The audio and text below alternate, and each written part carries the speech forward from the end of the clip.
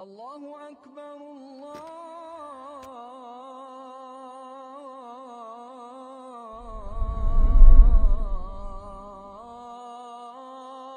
أكبر. من يهده الله فلا مضل له ومن يضلله فلا هادي له وأشهد أن لا إله إلا الله وحده لا شريك له وأشهد أن محمدا عبده ورسوله صلى الله عليه وعلى آله وأصحابه. يا أيها الذين آمنوا اتقوا الله حق تقاته ولا تموتن إلا وأنتم مسلمون. يا أيها الذين آمنوا اتقوا الله وقولوا قولا سديدا يصلح لكم أعمالكم ويغفر لكم ذنوبكم ومن يطع الله ورسوله فقد فاز فوزا عظيما. أما بعد. Barcha maqtav hamd sana alamlarni yo'qdan bor qilgan, bizlarni ani tanib, ani zo'rlab, anga bo'ysunib yashasinlar uchun bu dunyoga keltirgan Alloh taolagagina loyiqli. Shahodat ketiram, Alloh Rabbimizdan boshqa g'ibodatga loyiqli hech bir zot yo'q. Ham Muhammad Abdulloh uli aning so'nggi elchisi, ham payg'ambari. Durustlikda bu dunyoda odam balasi ko'pgina og'irliklarni, afatlarni, bala qazolarni o'z boshina o'zi kasb etib oladi. O'zining nodonligi bilan, g'ilimsizligi, o'zining xuluqsizligi, adabsizligi bilan ham boshqa noshar sifatlar bilan, gunohlar bilan kishi o'z-o'zi boshina nosharlik, og'irlik, bala qazo afat kasb etib oladi. Ham shunday bir sabablarning, shunday bir amallarning kishining turmushina og'irlik keltiruvchi bir sifatning birsi ul g'afu eta bilmau. G'afu eta bilmau kishini bik og'ir turmushga keltiradi. Ul ishdan da burshila, tashdan da og'irliklar ko'radi. Ko'ngli tinish tugil. Ana ranjitgan kishi turunda, ana ranjitu voqeasi turunda ul o'ylanib yuri. Boshында bo'lgan voqeani allancha martaba aylantira, fikrli. Bilgan bo'lsam bulay ishlamasim, bilgan bo'lsam keragim beririm, bilgan bo'lsam mana aytarim, tigila aytarim, bulay aytarim deb o'zining jonin oshab, tinishsizlanib obtirab yuri. Ashuli bo'lib. Chunki g'afu etmadi. G'afu eta bilmay chunki. Ham tishdan da ko'p ma'orlik ko'ra kishi g'afu etmagani uchun. G'afu eta bilmau sababli ko'p oilalar jimirildi. Er bilan xotin orasi buzildi. Ni sababli? G'afu eta bilmau sababli. Ko'pmi tug'anlik jiplari uzildi. Balalar bilan ota-onalar orasida ilmda yo'qoldi. Ko'pmi do'stlar bir-birlarine dushman bo'lib qoldi. Ni sababli? Kishining g'afu eta bilmau sababli. Hech shaksiz bu bek zo'r afat, shir, zag'iflik. Ham Alloh subhanahu va taala bizlarni bila. Ul bila bizda bo'lgan kimchiliklarni, ham shunga da ingdirdi bizga dinda. Ham dinda ko'rsatdi ko'rkam sifatlarni. Ham anglatdi noshar sifatlarni. Qaysilaridan soq bo'lirga, qaysilarına umtilirga. Ham payg'ambarimiz sallallohu alayhi va sallam da bizga keldi, xulqimizni kamillashtiruv uchun. Chunki noshar xulq kishiga boritik ziyongina keltiradi, og'irlikgina soladi. Ham Alloh subhanahu va taala Qur'onda g'afu etu turunda inglik o'zidan boshlaydi. Ham ayta va huvallazi yaqbalu at-tawbata an ibadihi va ya'fu anis sayyiati va ya'lamu ma taf'alun. Ham ol Allah o'z qullarining tavbalarin qabul etadi. Ham qilgan xatolarin, kimchiliklarin, gunohlarin kechira, g'afu etadi. Ham ularning qilgan ishlarini ol bila turadi. Alloh Rabbimiz subhanahu va taala o'zin al-afu deb atadi. G'afu etuvchi, kechiruvchi, yorliqovchi. Адам баласы нинди генә гөнаһ кылмасын, әгәр дә ул Аллаһ каршына басып, гафу үтенеп, истигъфар тәүбә кылса, Аллаһ субханаһу ва тааля аны кичерә. Нинди генә зур гөнаһ булмасын. Мисал итеп, Аллаһ Раббыбыз китерә Бану Исраил халкын. Бану Исраил кавымы Муса пәйгамбәргә ияреп, Фиргавынның зулымыннан кутылалар. Аллаһ Раббыбыз аларга бөек мөгъҗизалар күрсәтә. Диңгезне икегә ярып, аларны диңгез төбеннән икенче ярга күчерә. Ярдәмен сала шушы ярдәмнән соң, шушы мөгъҗизалардан соң, шушы авырлыкны үткәннән соң да Бану Исраил халкы нәрсә эшлиләр? Алар алтын бозау ясап шуңа табына башлыйлар. Иң бөек гөнаһ кылалар, Аллаһ Тәгаләгә тиңдәш китерәләр. Шуннан соң Аллаһ Тәгалә әйтә: "Сумма иттахазул иҗла мин баъди ма җаъатхумул байинат." Шушы мөгъҗизалар, аятлар, ярдәмнәр килгәннән соң алар нәрсә эшләде? Алар бозауга табындылар ди. Фа'афауна ан залик. Ләкин без аны да гафу иттек. Ва атайна Муса султанан мубина. Һәм без Мусага ашыкланган султан, китап, дин бирдек дип әйтә Аллаһ Раббыбыз. Карагыз, нинди кабахатлык эшли адам баласы. Нинди зур гынаһ эшли. Ләкин Аллаһ субханаһу ва тааля гафу итә, әгәр дә кеше истигъфар тәүбә кыла икән. Һәм Пәйгамбәрбез саллаллаһу алейхи ва саллям дуга белән мөрәҗәгать иткәндә әйтә иде: "Аллаһумма иннака афун тухиббул афва фаъфу анни." Эй Аллаһ, син гафу итүче, мине гафу ит. Син гафу итүне яратасың, мине гафу ит дип дуга кыла торган булган. Һәм безгә дә шушы дуганы өйрәтте. Һәм Аллаһ субханаһу ва тааля үз пәйгамбәрләре турында Коръәндә дә кыссалар безгә китерә. Аларның ни кадәр мәрхәмәтле, ни кадәр шәфкатьле булулары турында. Әйтеп китик Юсуф пәйгамбәрне генә.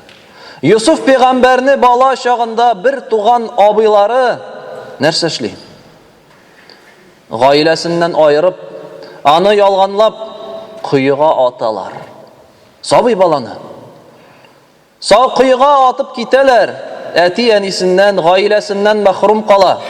Бер нинди ярдәмчесе юк. Шушы куйдан аны табып алалар. Әсирлеккә саталар. Кул булып сатыла. Төрле авырлыклар күрә тормышында төрмәгә эләгә, төрмәдә утырып чыга. Шушы абыйларының кылган зыяннары, зулымы сәбәпле. Ләкин Аллаһ субханаһу ва тааля үзенең изге кылларын һичшиксез күтәрә, авырлыкта калдырмый. Һәм Юсуф пәйгамбәр алейхиссалам тормышта инде Мисыр җирлегендә югары дәрәҗәгә ирешкәч, аның абыйлары аңа сорап киләләр, үзләре мохтаҗ булып. Ярдәм сорап киләләр. Ләкин алар аны танымыйлар Юсуф икәнлеген. Юсуф алейхиссалам искә төшерә: "Хәтерлисезме Юсуф белән нәрсә эшләгәнегезне?" ди. Алар аптырыйлар: "Син Юсуф мәллә?" ди. "Әйе, мин Юсуф" ди. Шуннан соң алар аптырап калалар. Инде нәрсә эшләтер? Без шул кадәр авырлык, зулым эшләдек бит без аңа. Һәм Юсуф пәйгамбәр нәрсә дип әйтә? "Qala la tathriba alaykumul yawm yaghfirullahu lakum wa huwa arhamur rahimin." Карагыз нәрсә ди Юсуф пәйгамбәр. Шул кадәр авырлык күргәннән соң тормышы бөтенләй үзгәреп китә. Сабый чактан ук: "Бүген сезне гаепләмим һәм сезгә хөкем итмим" ди. Кылган гөнаһларыгызны Аллаһ ярлыкасын, ул бик шәфкатьле ва рәхимле дип әйтә. Карагыз җәмәгать.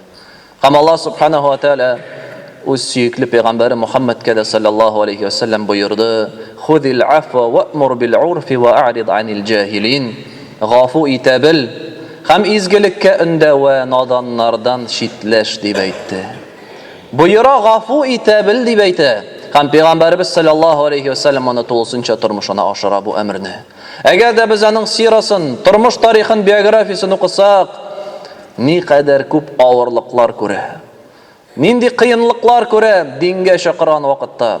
Аның үз халкы аннан шитләшә.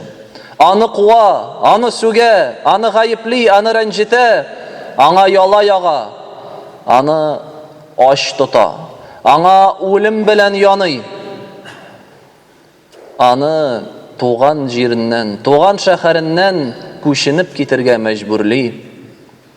Ләкин Пәйгамбәрбез саллаллаһу алейхи ва саллям нинди генә авыр булмасын, башы ярылып, теше сынган чакта да нәрсә дип әйтә? Эй Раббым Аллаһ, Аллаһумма гфир ли қауми фа иннахум ла я'ламун. Эй Аллаһ, эй Раббым, минем халкымны гафу ит. Минем халкымны гафу ит, алар бит белмиләр дип әйтә торган иде җәмәгать. Гаҗәеп. Карагыз нинди мәрхәмәтлелек, нинди йомшаклык һәм гафу итә белү. Таиф шәһәренә Пәйгамбәрбез саллаллаһу алейхи ва саллям бара дәгъват кылыр өчен, кешеләрне дингә чакырыр өчен, чөнки ул алар өчен кайгыра. Ләкин анда баргач та нәрсә күрә? Аны халык куып җибәрә. Аны мәсхәрәли, бала-чагалар аяк астына төрле авырттыргыч әйберләр ташлый, ташлар, казагычлар, шуларга баса-баса Пәйгамбәрбез саллаллаһу алейхи ва саллям качып котыла Таиф шәһәреннән. Авыр хәлдә, Мәккәдә дә авыр, Таифтан да чыгып киткән, ике шәһәр арасында булганда Аллаһ субханаһу ва тааля җибәрә тау фәрештәсен. Һәм тау фәрештәсе әйтә: "Әгәр дә телисең икән, мин шушы халкың өстенә менә бу ике тауны аударам, өсләренә каплыйм" дип әйтә. Һәлак итәм аларны. Ләкин Пәйгамбәрбез саллаллаһу алейхи ва саллям нәрсә ди? Юк. Мин аларның нәселеннән Аллаһка гына гыйбадәт кылучы халык чыгыр дип өметләнәм дип әйтте. Һәм хакыйкатьтә шулай булып та чыга. Пәйгамбәрбез саллаллаһу алейхи ва саллям никадәр авыр булмасын кичерә иде. Хәтта аңа үлем белән янаган кешеләрне дә ул гафу итә иде. Шулай бер мәшһүр кыссада Пәйгамбәрбез саллаллаһу алейхи ва саллям гаскәре белән кайтканда төшке ялга туктыйлар. Һәм ул үзе бер агач төбенә ятып, сугыш коралларын, кылычларын агачка элеп, үзе ял итәргә ята. Ләкин динсезләрнең, мөшрикләрнең берсе аларның артыннан барып, аны таба. Аның янына килә дә кылычын эләктереп, уята Пәйгамбәрбезне саллаллаһу алейхи ва саллям кулында кылыч һәм әйтә: "Миннән куркасыңмы?" Пәйгамбәрбез саллаллаһу алейхи ва саллям әйтә: "Юк." Кем соң сине саклый? Юк бит монда синең яныңда сахабаларың, ярдәмчеләрең юк, кем сине саклый, кем сине коткара миннән ди. Пәйгамбәрбез әйтә саллаллаһу алейхи ва саллям: "Бөек Аллаһ." Һәм шул вакытта, шул мизгелдә кулыннан кылычы төшеп китә бу кешенең. Аллаһ субханаһу ва тааляның кудраты белән. Һәм Пәйгамбәрбез саллаллаһу алейхи ва саллям бу кылычны ала да һәм инде шушы кешегә юнәлдереп әйтә: "Ә сине миннән кем саклый?" ди. Һәм бу кеше нәрсә ди? Эй Аллаһның илче, эй яхшы гамәл, яхшы мөгамәлә кыл дип шундый мәгънәдә сүзләр әйтә. Һәм Пәйгамбәрбез саллаллаһу алейхи ва саллям әйтә: "Ла илаһа иллаллаһ" дип әйтәсеңме? Ул әйтә: "Юк. Ләкин мин сиңа каршы чыкмаска вәгъдә бирәм, һәм сиңа каршы көрәшкән халыкларга ярдәм итмәскә вәгъдә бирәм" дип әйтте. Һәм Пәйгамбәрбез саллаллаһу алейхи ва саллям шундый килешү төзеп, шушы кешене җибәрә. Һәм ул кеше кайтып, әлбәттә сөйли үз халкына: "Мин иң хәерле, иң яхшы кеше яныннан кайттым" ди. Әйе. Ул үзе үтерергә мөмкин иде Пәйгамбәрбезне саллаллаһу алейхи ва саллям, ләкин аны Аллаһ Тәала коткарды. Һәм Пәйгамбәрбезнең саллаллаһу алейхи ва саллям кулында кылыч булып, шушы кешене һәлак итәргә мөмкинчелеге булганда ул нәрсә эшли? Ул гафу итә җәмәгать. Ул гафу итә. Һәм Пәйгамбәрбезнең саллаллаһу алейхи ва саллям халкы турында, аның гаиләсеннән, аның хатыныннан сораганда да ул әйтә нәрсә ди? "Вала яҗзи бис-саййати мислаха, валакин яфу ва ясфах." Пәйгамбәрбез саллаллаһу алейхи ва саллям гаиләсендә ничек иде? Ничек ул сезнең белән мөгамәлә кыра иде? Хатыны әйтте, Айша радиллаһу анха, ул бер кашанда начарлык белән кайтармады ди. Начарлык белән кайтармады. Бары тик гафу итә иде. Һәм мәрхәмәтле була иде дип әйтә. Икенче хадистә шулай әйтә: "Ма дараба Расулуллаһ саллаллаһу алейхи ва саллям шай'ан qat bi yadihi wa la imra'atan wa la khadima." Peygamberimiz sallallahu aleyhi ve sellem bir nerseni de o'z qo'li bilan suqmadi deydi. Bir narsaga da o'z qo'li bilan suqmadi, illa demagar ol so'g'ish vaqtida bo'lmasa deydi. Turmushunda g'odiy vaqtda bir kimga da qo'li bilan suqmadi. Wala mar'a bir xotin qizga da suqmadi, bir xotinana da qo'l ko'tarmadi, wala xodima ham bir xizmatchiga da qo'l ko'tarmadi deb aytadi. Abid alarda turli xatolar ishladilar. Alarda Peygamberimizning sallallohu alayhi va sallamga o'xshamagan amallar qildi, lekin anga qaramasdan qo'lini ko'tarmadi, g'afu eta bildi jamoat. Ham Alloh subhanahu va taala bizga da buyura: "Wal-ya'fu wal-yasfahu. Ala tuhibbuna an yaghfirallohu lakum wallohu g'afurur rahim." Alloh g'afu etsinlar, marhamatli bo'lsinlar, alla alarni Alloh g'afu etun tilamilarmi deydi. Allah subhanahu wa ta'aladan o'zimiz g'afu kutamiz. Qilgan gunohlarimizni kechiruvni kutamiz, o'zimiz g'afu eta bilamizmi? Durustlikda Alloh g'afu etuvchi, rahimli deb aytdi. Ikkinchi oyatda Alloh Rabbimiz aytadi: "Va la tastawil hasanatu va las-sayyi'a. Idfa' billati hiya ahsan, fa idha alladhi baynaka wa baynahu adawatun ka'annahu waliyyun hamid." Hamim narsa deb aytadi. Durustlikda yaxshilik bilan nosharlik bir tegiz tugil. Nosharlikqa yaxshilik bilan qaytar, ham shu vaqtda ko'rarsan, senga dushman bo'lgan kishi ul sening uchun eng yaqin tug'aning kebek bo'lib qaytar deb aytadi. Biz o'ylaymiz, kishini g'afu etirminda tubanchilikka tushirmin, g'afu etirminda tog'i da nosharroq bo'lar, ul mening ustimga minib otlanar deb. Lekin agarda Alloh rizoligi uchun g'afu etamiz ekan, Alloh subhanahu va taolo aytdi: "Sening dushmaning da, senga qarshi bo'lgan kishi da ko'rarsan, u senga yaqin tug'aning kebek bo'lar" deb aytdi. Bu Alloh taolaning qoidasi. Alloh taolaning qo'lida qalblar, ul alarni nechik tili shulay aylandira. Bugun ul senga dushman, ul ertaga ul senga yaqin do'st, yordamchi. Bir biz de bilmaymiz. Şuna da biz Allah Teala'nın emri boyunca amel kılırga tırışabız. İkinci ayette Allah Rabbimiz aytadi: "Aşığınız ve sari'u ila mağfiratin min rabbikum ve cennetin arduha as-semawati vel ard." Aşığınız cennetke, ham Allah Teala'nın mağfiretine. O cennetlerinin kengligi ko'k bilan yer arası kebek. Uiddat lil muttaqin. Ham alar Allah'tan qorquvchilar uchun azirlanganlar. Qaysalari allazina wal-kazimin al-ghayza wal-afina 'anil nas. Alar o'z ashularin basalar, ham kishilarni g'afu etalar deb aytdi. Ya'ni cennet ehillerinin, cennette yaşavchilarning sifati nindi? Alar ashularin basa bila ham kishilarni g'afu etabilar deb aytdi. Vallohu yuhibbul muhsinin. Durustlikda Alloh izgilik qiluvchilarni yarata. G'afu etu jamoat albatta birda jengil tugil. Qachon seni ranjitalar, sening haqingga kiralar. Lekin bu bik ko'rkam, bik savobli, bik buyuk amal bo'lib turadi. Ham ul amal kishini baratik darajada ko'taragina. Alloh Peygamberimiz sallallohu alayhi va sallam narsa deb aytdi: "Wala afa rajulun an mazlamatin illa zadahu Alloh biha uzza." Kimgina di anga zulm qilinganda g'afu etmasin, Alloh ani darajasini ko'taradi. Kishi o'zi g'afu etirminda tubanchilikka tushirmin. Yo'q, kirisincha g'afu etasin ekan, demak sen kuchli, quvvatli, ham seni Alloh taolo shu izgiling uchun darajangni ko'taragina, darajangni orttira, kishilar ko'zinda sen tag'i da ehtiromliroq bo'lashaqsan. Shunga da turmushimizni o'zimiz qariq jamoat. Biz bunday payg'ambarlar ko'rgan og'irliklarni ko'rmadik, alhamdulillah. Alloh subhanahu va taolo bizlarni saqladi.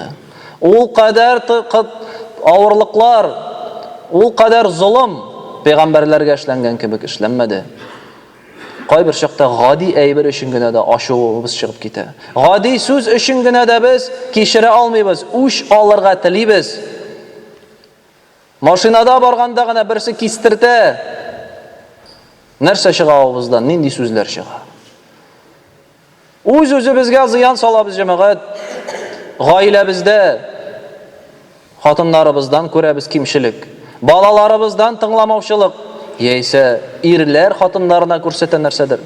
Ләкин гафу итмәсәк, үз-үзебезгә зыян гына салачакбыз. Гаиләләребезнең төзеклеге булмаячак, балаларыбыз ерак булачак. Гафу итә белергә кирәк, җәмәгать. Намазда булганда гына да берәребезнең телефоны шалтыраса,